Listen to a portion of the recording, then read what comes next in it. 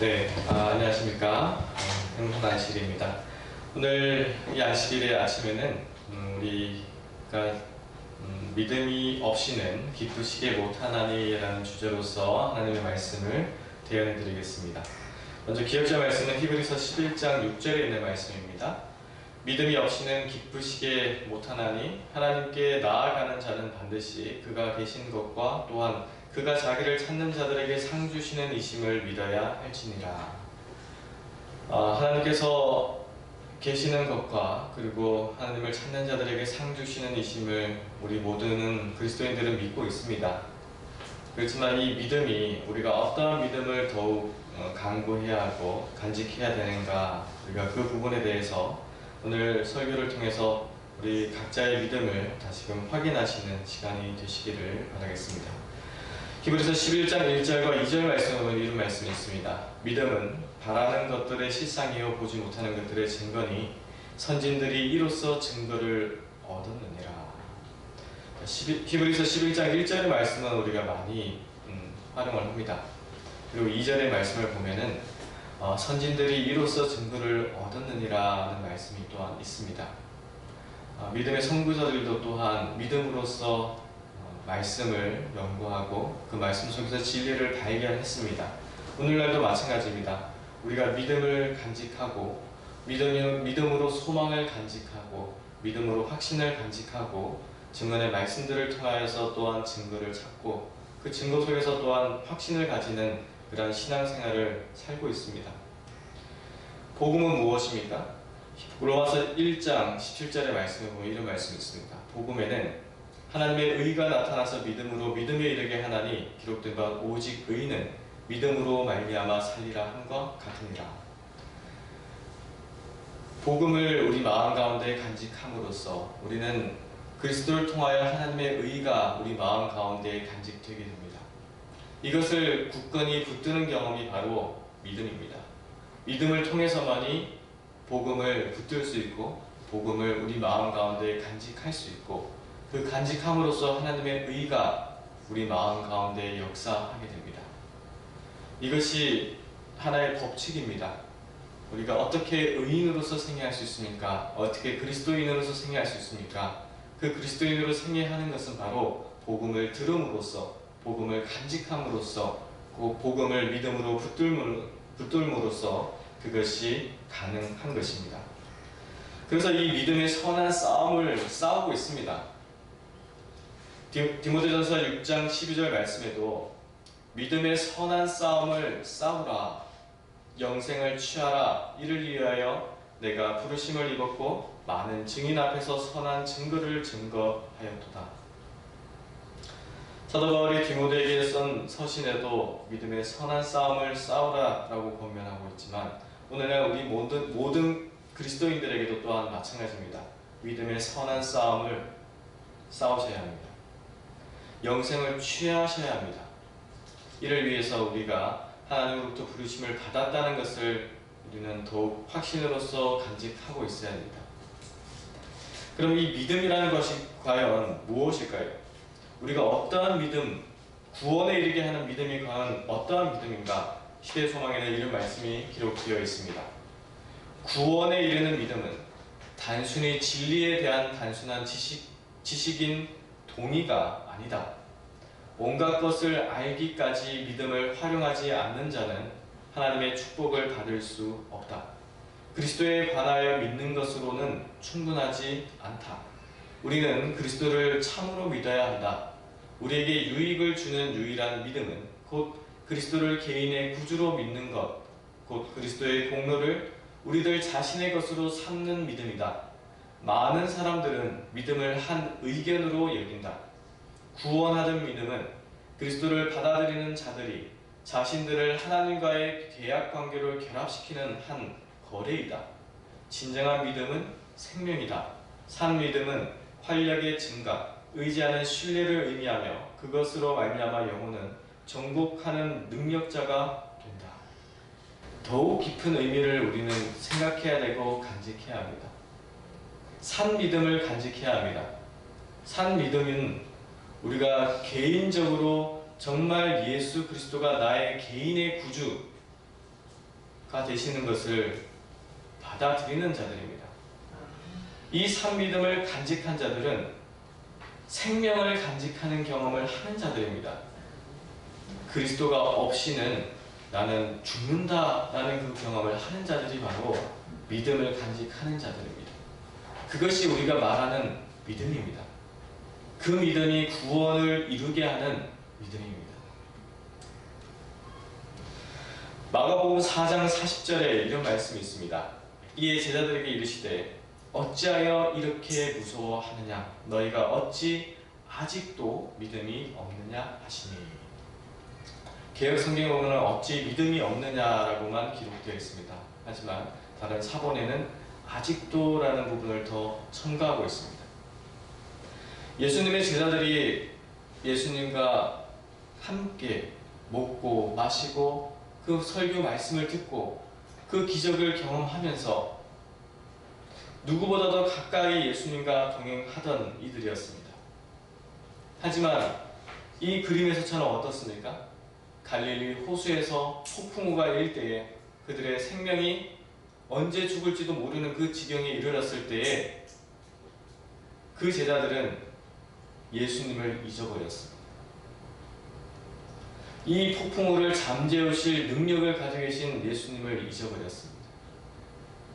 그래서 두려움에 떨어서 어떻게든 그 폭풍우를 이기려고 노력을 했지만 이길 수 없음에 좌절하는 그때에 예수님을 발견하고 예수님께 부르짖었던 것입니다.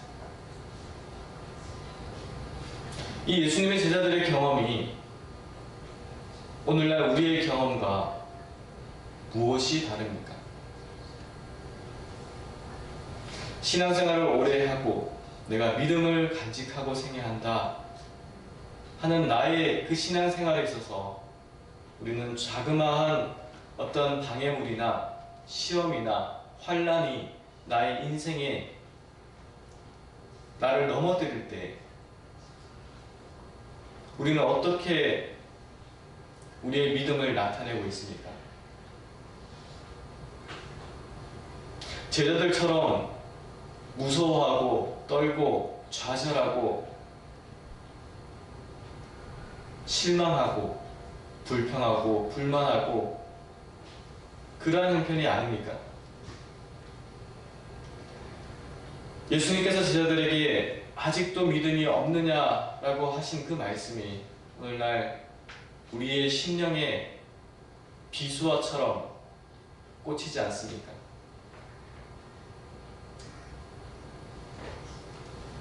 마지막 때에는 이러한 일들이 일어날 것입니다. 가랴법음기를 1권 41페이지에 이런 말씀이 기록되어 있습니다. 어떤 자들은 저희 믿음을 저버릴 것이며 저들에게 거짓됨을 지적해준 기별의 진리들을 부인할 것이다. 또 어떤 자들은 증언들을 조롱거리로 삼을 것이며 하나님께서 단연간에 걸쳐주신 빛에 대항하여 일할 것이며 믿음이 연약한 자들은 길을 잃고 방황하게 될 것이다. 지금 이 시대에 일어나고 있는 일입니다. 이 일이 나에게도 또한 해당할 수가 있는 일입니다. 그래서 이 마지막 때가 되면 될수록 인자에 임할 때가 가까우면 가까울수록 믿음을 보겠느냐는 그 말씀이 오늘날 이 시대에 적용되고 있는 것입니다. 그래서 우리는 더욱 믿음을 붙드는 경험을 해야 합니다. 더욱 각성해야 합니다. 내가 과연 예수 그리스도를 온전히 믿고 있는가를 확인해야 합니다. 시험해야 합니다. 바로 그 시간에 우리가 지금 살고 있음을 우리는 인지해야 합니다. 증언복음 1권 502페이지 말씀입니다. 하나님의 백성들의 믿음은 어디에 있는가? 그들의 필요를 채워주시고 당신의 능력으로 그들을 붙들어 주시는 그분을 왜 그들은 믿지 못하고 신뢰하지 못하는가? 주님께서는 당신의 백성들의 믿음을 시험하실 것이다. 그분은 경고의 책망을 보내시되 만일 그 경고에 유의하지 않으면 재난이 따를 것이다. 그분은 당신께 대한 충성에서 따라간 자들이 어떤 대가를 치를지라도 죄악의 치명적인 혼수 상태를 깨뜨리시고 의무에 대한 감각을 일깨워 주실 것이다. 영적인 혼수 상태에 있는 영혼들이 너무나 많습니다. 왜냐하면 하나님의 경고의 책망을 깊이 생각하지 않았기 때문입니다. 하나님께서 우리의 품성, 우리의 마음을 시험하고 계시다는 것을 깊이 묵상하지 않았기 때문입니다. 그냥 세상의 유행에 따라서 아니면 사람에 따라서 나의 믿음이 예수 그리스도께 향한 믿음이 아니라 사람을 향한 믿음으로 변질되었기 때문입니다. 그렇기 때문에 영적인 혼수 상태에 들어가 버립니다. 어느 길이 옳은 길인지, 어디가 하늘을 향한 길인지도 모르는 그 방향을 잃어버리게 되는 것입니다. 그래서 하나님께서는 말씀으로써 우리에게 경고하시고 깨우치게 하시고 우리의 다시금 우리가 향해야 할 방향이 어딘지를 가르쳐주고 계시는 겁니다. 결코 하나님께서 주시는 그 의무에 있어서 우리는 등한히 해서는 안 됩니다. 갈라디아서 2권 243페이지의 말씀입니다. 우리들은 매일 자신을 하나님께 헌신해야 하며 하나님께서 우리 신앙에 부합되는 다수의 감정이 있는지 없는지를 시험하지 않으시고 희생제물을 받으신다는 것을 믿어야 한다. 마치 동이 서에서 먼 것처럼 감정과 신앙은 완전히 구분되어야 한다. 신앙은 감정에 의존하여 있지 않다. 우리들은 어떤 느낌이 있던 없던 간에 믿음으로 열렬히 하나님께 호소하고 우리들의 기도에 일치하는 생애를 살아야 한다. 우리들의 보장과 확증은 하나님의 말씀에 있으며 우리가 구한 후에는 의심이 없이 믿어야 한다. 결코 감정에 의존해서 하는 신앙을 해서는 안 됩니다. 오늘날 그러한 신앙을 하도록 유도하는 교회들이 너무나 많습니다. 그래서 그 사람들이 서로 간에 흥분되고 서로 간에 어떠한 축제의 날로서 예배를 드리고 찬미를 부를 때도 어떠한 경건의 모습이 아니라 그 개인의 감정에 호소하는 노래로서 찬미를 부릅니다. 그리고 설교도 또한 그 사람 한 사람의 감정을 감동시키는 그러한 목적으로서 하나님의 말씀을 증거하고 있습니다.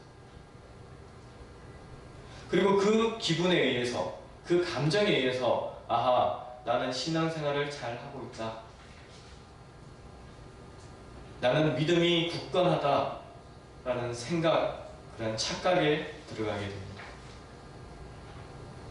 우리의 신앙은, 우리의 믿음은 그런 감정과는 별개의 내가 기쁠 때나 슬플 때나 화날 때나 뭔가 불편한 마음이 있을 때나 그러한 감정에 의해서 교회를 나오고 안 나오고 그런 것이 아니라 진리의 말씀이 여기 있다면 하나님께서 이곳에 임재하고 계시다면 우리의 감정과는 상관없이 하나님을 향한 믿음으로써 이곳에 나와 예배를 드려야 하고 하나님께서 주신 의무에 우리는 충실히 순종하고 수행해야 하는 것입니다.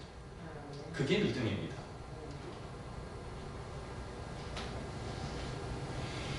그러한 믿음을 간직한 자들이 마지막 때에 흔들리지 않고 그리스도 반석 위에서 설 수 있는 것입니다.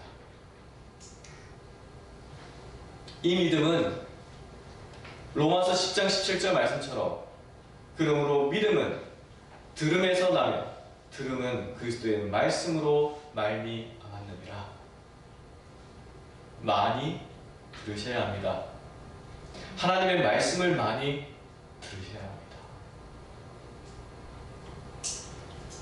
왜냐하면 그 들음이 우리의 마음 가운데의 믿음으로, 확신으로 와닿기 때문입니다. 이 믿음은 행함과 조화를 이룹니다. 참으로 그리스도를 믿는다면 그 믿음은 단순히 우리의 입술로만 증거하는 것이 아니라 우리의 생애로서 증거하게 될 것입니다. 야고보서 2장 22절 말씀입니다. 내가 보거니와 믿음이 그의 행함과 함께 일하고 행함으로 믿음이 온전케 되었느니라. 이것이 진리입니다. 이것이 복음입니다. 이 복음, 하나님의 말씀을 우리가 전적으로 하나님을 의지하고 그 말씀에 순종하고 그 순종한 대로 산다면 그 사람이 바로 복된 사람입니다. 증언봉헌 2권 12페이지에 있는 말씀입니다. 우리는 한 백성으로서 세상에 있는 어떤 다른 백성보다 진보된 진리를 가지고 있노라고 공언하고 있다. 그렇다면 우리의 생애와 품성은 우리가 공언하는 그 믿음과 조화되어야 한다. 이게 진리의 말씀입니다. 특별히 개혁운동 교회에 소속되어 있는 우리 교우님들은 어떤 생각을 가지고 있습니까? 하나님께서 이 교회에 너무나 밝은 빛을 주셨다. 이 마지막 때에 필요한 현대 진리의 빛을 온전히 이 교회에 맡기셨다. 그 이야기를 자주 합니다. 그렇다면 빛을 가지고 있는 백성들이 어떻게 생애를 해야 할까요? 어떻게 말해야 할까요? 어떻게 생각해야 할까요?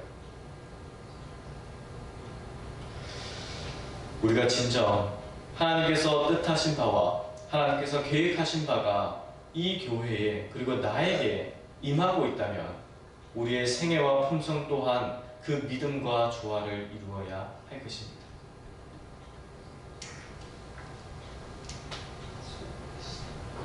전적으로 그리스도를 의지하는 참신앙이 무엇일까요?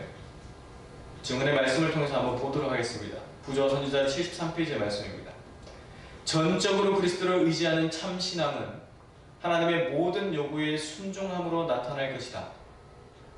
아담의 시대로부터 현재에 이르기까지 대쟁투의 쟁점은 하나님의 율법에 대한 순종의 문제에 관한 것이었다.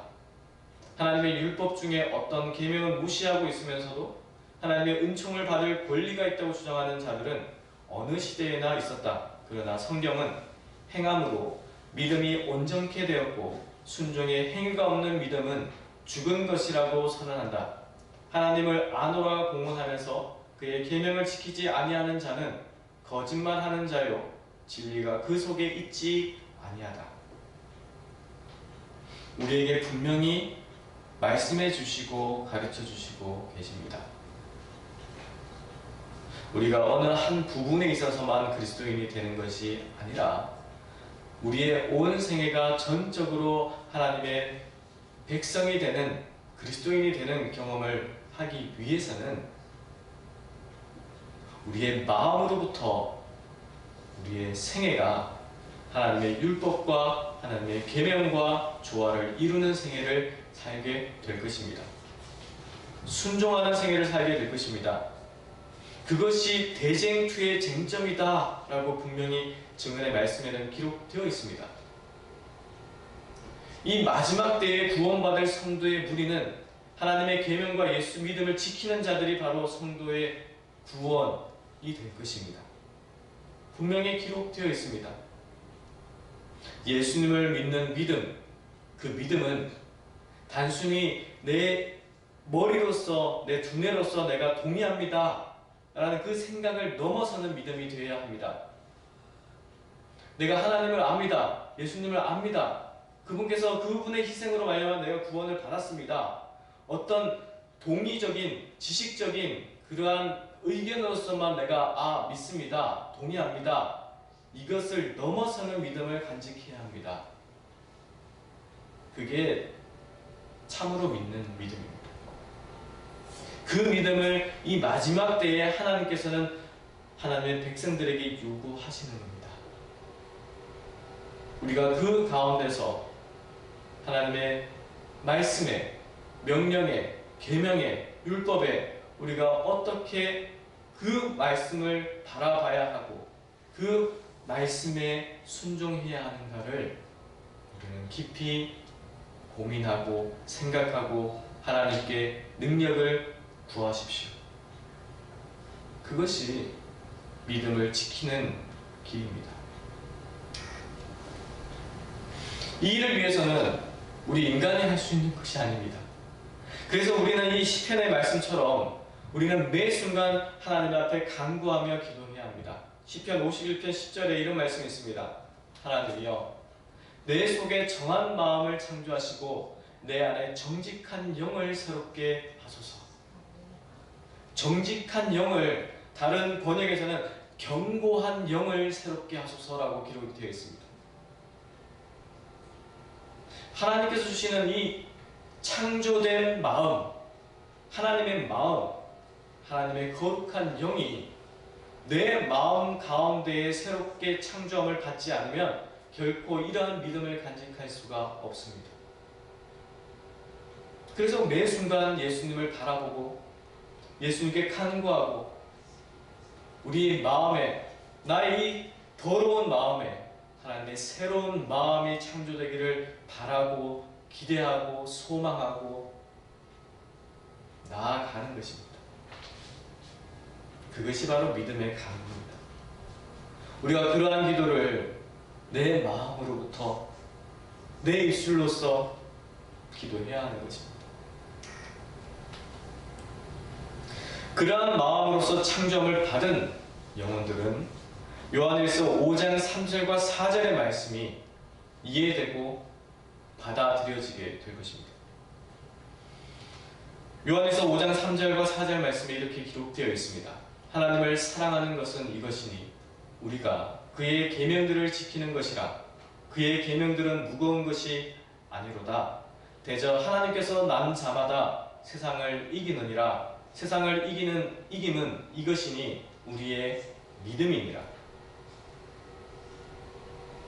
우리의 믿음으로써 세상을 이기는 경험, 하나님의 계명들을 지키는 경험, 이것이 이 시대에 필요한 경험입니다. 우리가 이 경험을 통해서만이 이 마지막 때의 기별자로서 그 의무를 다할 수 있는 자들이 되는 것이요, 구원받는 성도의 무리에 나도 또한 포함되는 것입니다. 덧붙여서 각시대대행투에는 더욱 자세하게 또한 설명을 하고 있습니다. 각시대대행투 468페이지입니다. 새로운 나무로서 사람의 마음은 하나님의 율법과 일치됨과 동시에 하나님과 조화를 이루게 된다. 이 위대한 변화가 죄인의 마음 속에서 이루어지면 그는 죽음에서 생명으로, 죄에서 성결로, 범죄와 반역에서 순종과 충성으로 옮겨지게 된다. 하나님과 멀어져 있던 옛 생애는 끝나고 믿음과 사랑으로 이루어지는 하나님과의 화목의 생애가 시작된다. 그리하여 육신을 쫓지 않고 그 영을 쫓아 행하는 우리에게 율법의 요구를 이루어지게 한다. 그때의 심령에서 내가 주의 법을 어찌 그리 사랑하는지요, 내가 그것을 종일 묵상하나이다 고 외치게 된다. 새롭게 나는 경험, 거듭남의 경험, 새로운 하나님의 거룩한 영이 내 마음 가운데 창조함을 경험하는 그 경험, 그것이 우리 각자의 개인에게 이루어지기를 간절히 바랍니다. 그 경험을 통해서만이 죽음에서 생명으로의 경험을 할 수 있고, 이 죄로 어두워진 이 마음이 순결한 그 하나님의 거룩한 성결의 모습으로 변화될 수 있고, 범죄로 울려져 있는 생애가, 반역으로 울려져 있는 생애가 순종과 충성의 생애로 바뀌어질 수가 있는 것입니다. 이 경험을 개인적으로 하지 않은 자들에게는 우리가 아무리 예수님을 부르짖고 얘기하고 기도를 드린다고 할지라도 그것은 그냥 단순히 우리의 입술로서만 외치는 소리가 될 것입니다.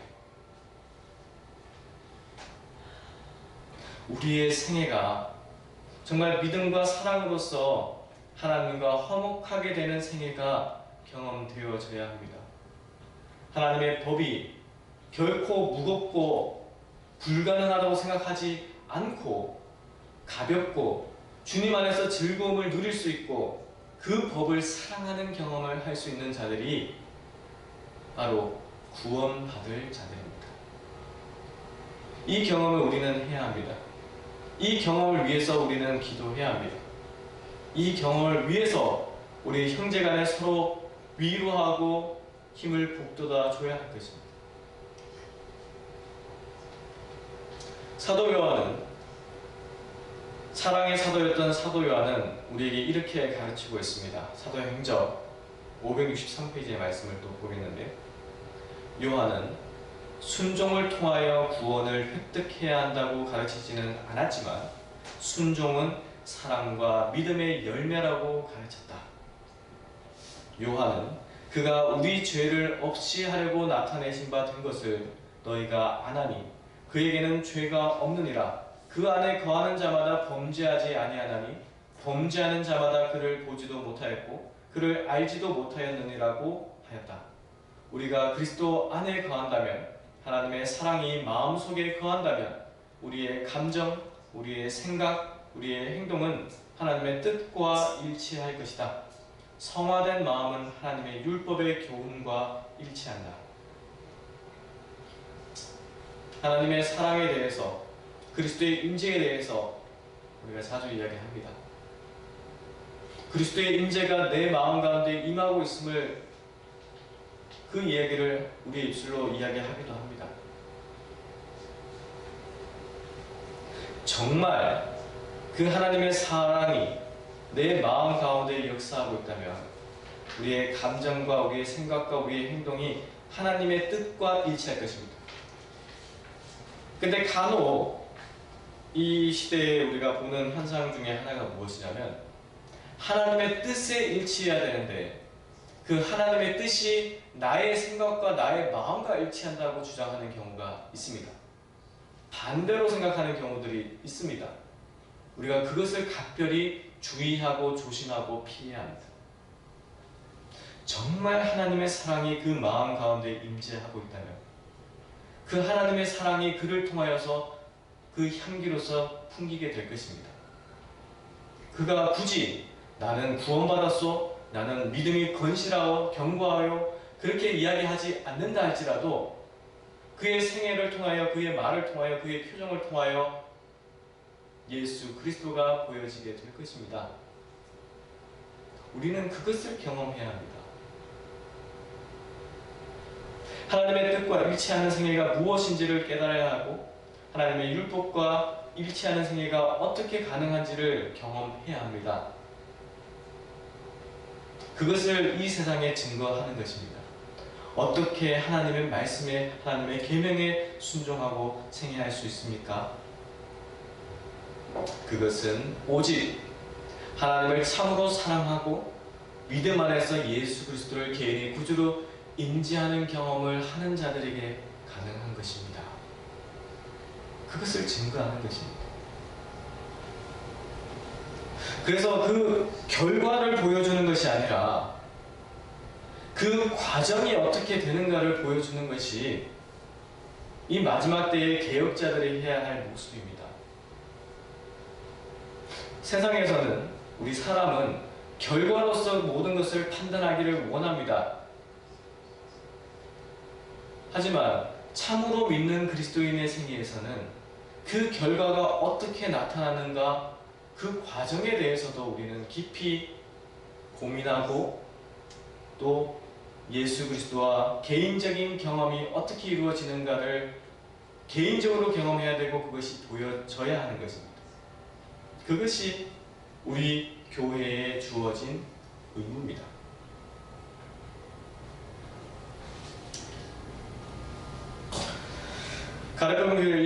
338페이지입니다. 사람이 진리로 말미암아 회개하게 될 때에 품성이 변화하는 작업이 시작된다. 또한 그에게는 이해력이 크게 증가된다. 그는 하나님께 순종하는 자가 되며 그리스도의 정신을 소유하게 되고 하나님의 뜻을 자신의 뜻으로 삼게 될 것이다. 품성이 변화하는 작업, 이것이 지금 나에게 이루어지고 있습니까? 신앙생활이 한 해 한 해 더해지면 더해질수록 예수님에 대해서 우리가 더욱 알면 알수록 그 예수님을 생각하는 그 마음과 그 사랑이 내 마음을 변화시키고 있습니까? 그게 중요한 것입니다. 평생을 신앙생활을 해도 여전히 그 품성을 바라볼 때, 그 생애를 바라볼 때 예수 그리스도가 보이지 않는다고 한다면 아무리 본인이 나는 믿음을 가졌노라, 나는 구원 받았노라 이야기한다고 한들 예수님이 그를 통해서 보여지지 않는다면, 품성의 변화가 보이지 않는다면 어떤 소용이 있을까요?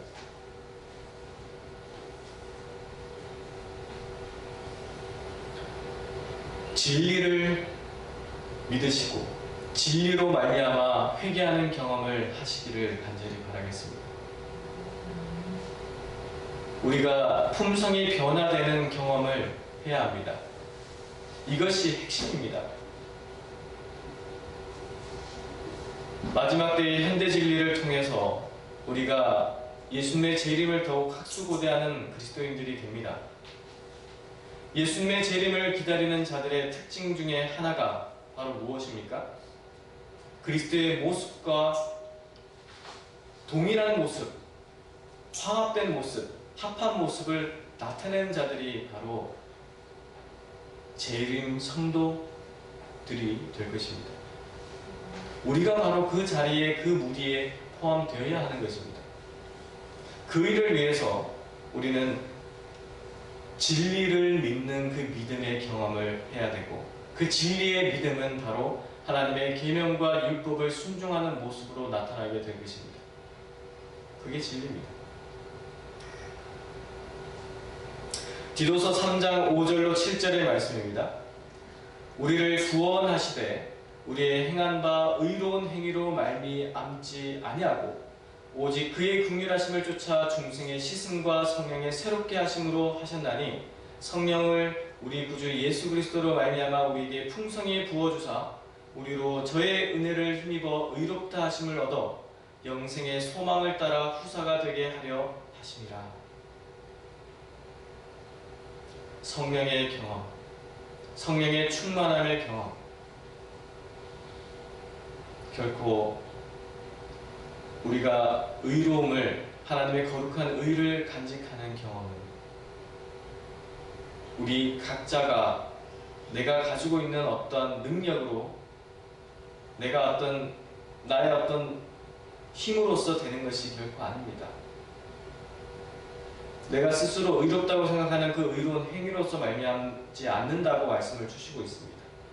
이것은 성령을 통해서 새롭게 하심으로써 우리 심령 가운데에 그 은혜가 부어주심으로써 우리는 그 은혜에 힘입어서 우리의 생애가 변화되는 것입니다.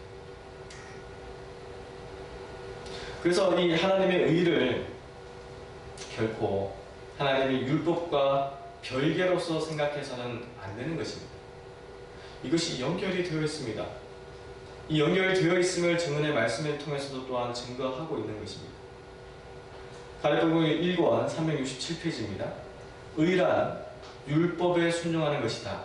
율법은 의를 요구하는데 바로 이것을 죄인이 율법에게 빚지고 있다. 그러나 죄인은 그 빚을 갚을 능력이 없다. 그가 의에 이를 수 있는 유일한 방법은 오직 믿음을 통해서 얻는 것뿐이다. 그는 믿음에 의해서 그리스도의 공로를 하나님께 가져갈 수 있으며 하나님께서는 당신의 아들의 순종하심을 죄인의 계정에 두신다. 인간이 실패한 자리에 그리스도의 의를 받아들이시고 하나님께서는 회개하고 믿는 영혼을 받으실 뿐만 아니라 용서하시고 이롭게 하시며 그를 마치 의인인 것처럼 취급하시고 당신의 아들을 사랑하신 것처럼 그를 사랑하신다. 믿음이 의로 간주되는 것은 바로 이런 까닭에서이며 용서받은 영혼은 은혜에서 은혜에 이르게 되며 빛에서 더 큰 빛으로 나아가게 된다. 그래서 핵심은 예수 그리스도입니다. 예수님을 통해서 하나님께서는, 하늘 아버지께서는 우리를 바라보실 때 의인인 것처럼 취급하시는 겁니다. 내가 의롭기 때문에, 우리 인간의 내가 뛰어나기 때문에 그런 것이 결코 아닙니다. 오직 그리스도의 공로를 통해서 의인으로서 취급하시고 우리를 사랑하신다라고 했습니다. 그러면 그 의를, 그 공로를 어떻게 우리 마음 속에, 우리의 생애 속에 간직할 수 있습니까? 그것이 바로 믿음입니다.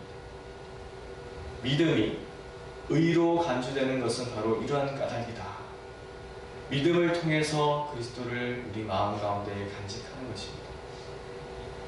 그래서 이 믿음이 우리 그리스도인의 생애에서 굉장히 중요한 요소를 차지하고 있다는 것을 우리는 기억해야 합니다. 그리고 그 믿음이 어떠한 믿음이 참된 믿음인가도 또한 말씀을 통해서 간직해야 합니다. 이것이 마지막 때의 재림 신자들이 가져야 할 핵심입니다. 가랴복음 1권 393페이지에 이런 말씀이 덧붙이고 있습니다. 비록 우리들은 죄인들로서 율법의 정죄 아래 있으나 그리스도께서는 율법에 대하여 당신의 순종을 바치심으로 당신 자신의 의의 공로로서 회개한 영혼들을 주장하신다. 그리스도의 의를 얻기 위하여는 마음과 정신과 행동의 근본적인 변화를 일으키는 회개가 무엇임을 알아야 할 필요가 있다. 그 그리스도의 의를 우리 마음 가운데 간직하기 위해서는 어떻게 해야 합니까? 어떻게 그것이 가능합니까? 어떻게 믿을 수 있습니까? 어떻게 믿음을 간직할 수 있습니까? 마음과 정신과 행동의 근본적인 변화를 일으키는 회개, 이것이 동반될 때에 믿을 수 있고 믿음을 간직할 수가 있고 그리스도의 의를 우리 가운데 간직할 수가 있는 것입니다. 이 경험은 한순간 하루아침에 끝나는 것이 아닙니다. 성화단생의 11페이지에 이런 말씀이 있습니다. 자기 부정, 자기 희생, 자선, 친절, 사랑, 인내, 불굴의 정신, 그리고 그리스도인적 신뢰는 하나님과 참으로 연결된 자들에게 매일 열리는 열매다. 이 성령의 열매는 어느 한순간에 열리고 많은 그런 열매가 아니고 매일의 생애 가운데서 열려야 하는 열매입니다. 우리가 그 경험 가운데서 지금 살고 있는 것입니다. 그래서 끊임없이 투쟁합니다. 우리의 마음속에서는. 그렇죠? 무엇이 하나님의 뜻인지를 우리는 기억하고 다시금 되새기면서 내 마음 가운데 생각하게 됩니다. 그리고 하나님의 뜻과 배치되는 내가 잘못하고 있는 어떤 죄의 모습에 대해서는 마음이 쓰라리게 아픕니다. 가책을 느낍니다. 그리고 다시금 하나님 앞에 회개하고 기도하고 돌이키고 하나님의 뜻에 의해서 순종하는 생애를 다시금 살고자 하고 또 살아갑니다. 그게 성령의 열매를 매일 매순간 맺히고 있는 경험 가운데 살고 있는 것입니다. 그러한 생애가 연결되는 삶이 바로 믿음의 생애입니다. 이게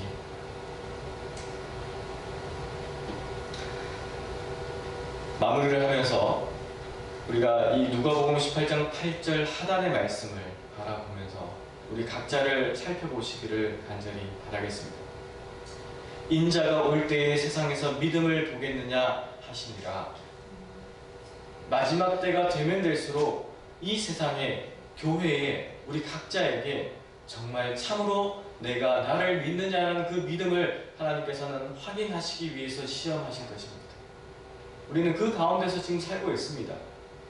이 믿음은 결코 감정에 의해서 흔들리는 믿음이 아니고 원칙에 선 믿음이고 하나님의 의무에 충실히 순종하는 믿음이고 우리가 그 믿음 가운데서 회개하고 돌이키고 예수 그리스도를 더욱 굳건히 붙드는 경험을 하시기를 바라겠습니다. 마지막 말씀 마태복음 3장 2절 말씀입니다. 회개하라 천국이 가까웠느니라. 이 구원의 복음의 기별이 마지막 때에 우리의 마음을 통해서 우리의 입술을 통해서 증거되어야 합니다. 이 기별이 마지막 때에 주신 자비의 기별입니다. 하나님께서는 여전히 우리를 붙들고 계십니다. 우리에게 여전히 기회를 주십니다. 우리가 그 기회를 믿음으로 붙드는 경험은 우리 각자의 선택에 따라서 달려 있습니다. 우리가 믿음으로 믿음에 이르고 구원에서 구원에 이르고 은혜에서 은혜에 이르고 감사함에서 감사함에 이르고 우리가 어떠한 시험과 환난을 당한다 할지라도 오직 예수 그리스도를 바라보고 그 그리스도의 거룩하신 의가 내 마음 가운데에 온전히 임하시는 경험을 하시기를 간절히 바라겠습니다. 우리가 그 경험 가운데서 승리하시는 생애를 사시기를 간절히 바라면서 이 시간 말씀을 마치도록 하겠습니다. 감사합니다.